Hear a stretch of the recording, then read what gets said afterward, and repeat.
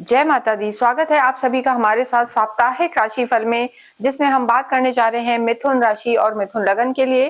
तीसरे नंबर की राशि है बुध, आपके लॉर्ड होते हैं। और यहाँ पर हम बात करेंगे 13 अक्टूबर से लेकर और 19 अक्टूबर तक। बहुत खास रहने वाला है ये वीक, क्योंकि त्योहारों का समय है, दिवाली का समय है। तो यहाँ पर आपको विशेष क्या ध्यान रखना है ये हम बताएंगे। साथ ही साथ जब भी हम साप्ताहिक राशिफल की बात करते हैं तो चंद्रमा बहुत ज्यादा इंपॉर्टेंट हो जाते हैं। और चंद्रमा शुरू जब ये वीक हो रहा है तो आप ही की राशि में मून रहने वाले हैं। गज केसरी योग बन रहा है, तो आप समझ सकते हैं काफी शुभ जो है आपकी स्टार्टिंग होने वाली है, शुभ समय रहने वाला है।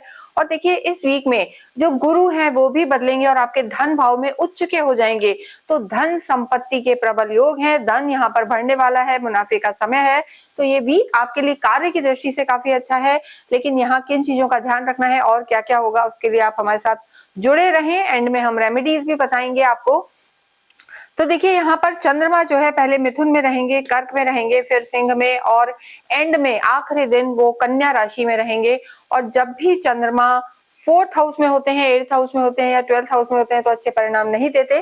तो यहाँ पर 18 और 19 को आपको थोड़ा सा ध्यान रखने की जरूरत है। 18th और 19th को, यानी 18-19 अक्टूबर को चंद्रमा चौथे घर में रहेंगे तो थोड़ा सा लो फील कर सकते हैं। और यहाँ पर हर चीज का आपको ध्यान भी रखना है।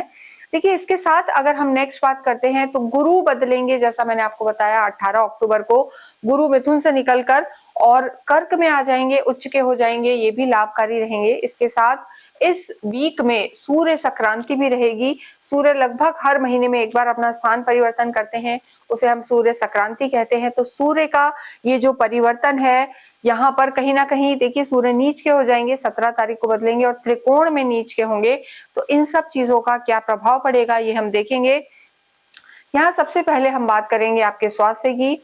देखिए मिथुन राशि के जितने भी लोग हैं अभी काफी तकलीफ में है हेल्थ को लेकर। कहीं स्टमक में लोगों की बहुत पेन है, बहुत ज्यादा मैंने ऐसा सुना है। बीपी की समस्या चल रही है, इम्यूनिटी वीक है। तो यहाँ पर अगर हम स्वास्थ्य की बात करें तो देखिए गुरु हालांकि आपकी लगन में चल रहे हैं, 18 को बदलेंगे। और अगर हम सूर्य की स्थिति देखें तो देखिए सूर्य आपके नीच के हो जाएंगे। तो ये जो समय है यहाँ पर आपको स्वास्थ्य का ध्यान रखना है। यानी जो सेकेंड हाफ है 17, 18, 19, यहाँ पर आपको विशेष अपने स्वास्थ्य का ध्यान रखना है। इम्यूनिटी वीक लग सकती है, लो फील कर सकते हैं, ओवर थिंकिंग, डिप्रेशन टाइप थोड़ा सा आपको महसूस हो सकता है। केतु भी आपके पराक्रम भाव में तो उतने एक्टिव नजर नहीं आ रहे हैं, थोड़ा डल डल सा फील करेंगे। तो यहाँ पर आप थोड़ा सा अपनी सेहत का ध्यान रखें, अच्छा खाए पिए, इम्यूनिटी का ध्यान रखें। और अननेसेसरी यात्राओं को हम जो कहेंगे इस वीक में आप अवॉइड करें, वो आपके लिए अच्छी नहीं है मिथुन राशि के लिए। तो देखिए ये हम ट्रांजिट के आधार पर बताते हैं, गोचर के आधार पर कि समय आपका कैसा रहने वाला है, इस समय ग्रहों की स्थिति कैसी है। लेकिन आपकी खुद की कुंडली में ग्रह कैसे हैं इस पर भी बहुत कुछ डिपेंड करता है। तो कुछ भी पूछना चाहते हैं तो नीचे दिए हुए नंबर पर आप संपर्क कर सकते हैं।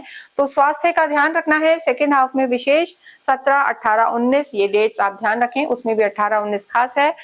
लव लाइफ की अगर हम बात करें तो देखिए लव लाइफ शुरू में यहाँ पर ठीक नजर आ रही है। आपके जो लॉर्ड हैं पंचम के स्वामी 5th हाउस से आपके प्रेम को, भावनाओं को देखा जाता है। यहाँ के जो स्वामी हैं शुक्र हैं, नीच के हो गए हैं। और जब भी शुक्र जो है नीच के हो जाते हैं, यानी लव लाइफ के स्वामी नीच के हो गए सुख भाव में, तो यहाँ पर आर्ग्यूमेंट्स की संभावना है, कोई ना कोई लड़ाई यहाँ पर दिखाई दे रही है। क्योंकि शुक्र सूर्य के साथ रहेंगे और उसके बाद देखिए सूर्य नीच के हो जाएंगे। तो सूर्य यहाँ पर 17 को, तो लव लाइफ के लिए वीक बहुत ज्यादा अच्छा नजर नहीं आ रहा है। यहाँ आपको अपनी वाणी का खास ध्यान रखना है। देखिए हम आपको कह सकते हैं, आपके जो पार्टनर हैं उन्हें हम नहीं जानते, लेकिन यहाँ पर आपको अपनी वाणी का ध्यान रखना है। और शक, भ्रम, ये जो चीजें हैं ये आपको हटा के चलनी है। तो थोड़ा सा जो परेशानियां हैं कम होंगी। अन्यथा यहाँ पर जो वीक का जो आखिरी के 2 दिन है यहाँ पर लव लाइफ को आप बहुत संभालें, नहीं तो जो लड़ाई है वो ज्यादा बढ़ सकती है और लव लाइफ थोड़ी सी खराब हो सकती है। तो ध्यान रखें और जुड़े रहें, क्योंकि हम रेमेडीज बताएंगे कि कैसे आपकी लव लाइफ बेहतर हो सकती है। वैवाहिक जीवन की जब हम बात करते हैं तो गुरु यहाँ पर आपके लॉर्ड हैं और गुरु इस समय आपकी लगन में है और अपने ही वैवाहिक जीवन के हाउस को, 7th हाउस को देख रहे हैं। लेकिन 18 को गुरु यहाँ से बदलेंगे। और देखिए जब तक गुरु यहाँ पर है तो आपकी लव लाइफ पर भी दृष्टि दे रहे हैं। इनकी दृष्टि आपके वैवाहिक जीवन पर भी है और भाग्य पर है। लेकिन देखिए गुरु बदलेंगे, कुटुंब में जाएंगे तो फैमिली का सपोर्ट तो आपको मिलेगा, लेकिन लव लाइफ और वैवाहिक जीवन के लिए ये समय उतना अच्छा नहीं नजर आ रहा। हो सकता है आपके स्पाउस की तबीयत खराब हो जाए, आप बहुत ज्यादा बिजी हो जाएं, ये सब समस्याएं थोड़ी सी यहाँ पर दिखाई दे रही हैं। तो यहाँ पर धैर्य आपको रखना है, अंडरस्टैंडिंग बना के चलनी है, और कोई मेजर डिसीजन आपको वैवाहिक जीवन को लेके लेना है, या जिन लोगों का विवाह नहीं होना है, वो नए रिश्ते में जाना चाहते हैं, तो वो आपको जो वीक की शुरुआत है यानी 17 तारीख से पहले यानी 13 और 17 के बीच में लेना है। वो समय आपका वैवाहिक जीवन के हिसाब से ठीक है। तो यहाँ पर वैवाहिक जीवन का ध्यान रखें, और कोई भी मेजर डिसीजन हो, सोशलाइजिंग हो, घूमने फिरने जाना हो, तो 13 से 17 के बीच में आप लें, वो तो समय ठीक है। कार्य की दृष्टि से हम देखेंगे तो हमने आपको बताया कि धन संपत्ति के बड़े योग इस वीक में बनते हुए नजर आ रहे हैं, और कार्य भी बढ़ेगा तभी ये चीजें होंगी। देखिए लेकिन यहाँ पर एक चीज हम बताएंगे, सूर्य और शनि आमने सामने है, कार्य तो आपका बढ़ेगा किसी भी तरीके से। अगर आप गवर्नमेंट से रिलेटेड कार्य कर रहे हैं, मैन्युफैक्चरिंग का आपका काम है, कुछ लोहे मशीन से रिलेटेड काम है, तो वो उन कार्यों में आपको सफलता मिल सकती है। लेकिन 17 तारीख के बाद जो सूर्य हैं यहाँ से हट जाएंगे और सूर्य आपके नीच के हो जाएंगे। तो ऐसी स्थिति में सूर्य जब नीच के हो जाएंगे तो थोड़ा सा आपको सरकारी कामों में थोड़ा सा ध्यान रखने की जरूरत है। तो सरकारी अगर कोई काम है तो उसे आप 17 से पहले कर लें, और जो मैन्युफैक्चरिंग के काम है, प्रॉपर्टी के काम है, वो यहाँ पर लाभ देते हुए नजर आ रहे हैं। लेकिन धन संपत्ति के बड़े योग हैं, क्योंकि गुरु जो है यहाँ पर आपके कार्य क्षेत्र के भी स्वामी हैं, आपके बिजनेस के भी स्वामी हैं, आपके वैवाहिक जीवन के भी स्वामी हैं, वो उच्च के हो जाएंगे। यानी धन के भाव में ही आपके जो गुरु हैं उच्च के होंगे। तो कार्य बेशक छोटा हो, जिम्मेदारियां बढ़े, आपसी विवाद हो, लेकिन पैसा यहाँ पर आता हुआ नजर आ रहा है, पैसे की स्थिति अच्छी है, और पैतृक संपत्ति में भी यहाँ पर आपको लाभ मिलता हुआ नजर आ रहा है। थोड़ा विवादों से बचें, इंटरनल जो हिडन पॉलिटिक्स है उससे बचें, तो यहाँ पर आपके लिए चीजें ठीक रहेंगी। इसके साथ हम विद्यार्थियों की बात करें तो देखिए विद्या की जब बात करते हैं तो समय यहाँ पर ठीक है, लेकिन 17 से पहले अगर आपका कोई एग्जाम है तो उसमें आप सफलता प्राप्त कर सकते हैं। अगर आप यूपीएससी या गवर्नमेंट से रिलेटेड कोई भी एग्जाम दे रहे हैं तो उसमें भी 17 से पहले समय अच्छा है। उसके बाद सूर्य यहाँ नीच के होके बैठ जाएंगे और आपको थोड़ा सा दिक्कतों का सामना करना पड़ सकता है, डिस्ट्रैक्शन रह सकता है।